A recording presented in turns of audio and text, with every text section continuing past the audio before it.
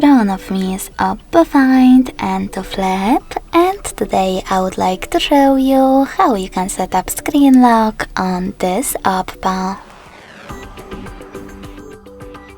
First of all, go into Settings. Now you need to scroll down to access Password and Security.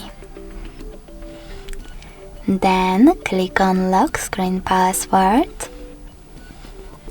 Tap on the best type for you, numeric, alphanumeric or pattern.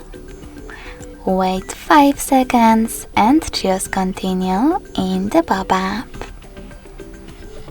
You can always change your mind by tapping on Use a different password type and selecting one of those options, like pattern. Now create your login method. Then repeat it in order to confirm it. And tap on Cancel or Enable in Fingerprint Unlock pop-up.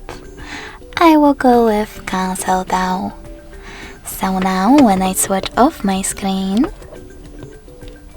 then turn it back on,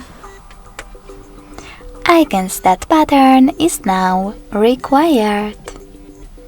Thanks so much for watching. If you enjoyed this video, smash that like button, comment and subscribe. Bye!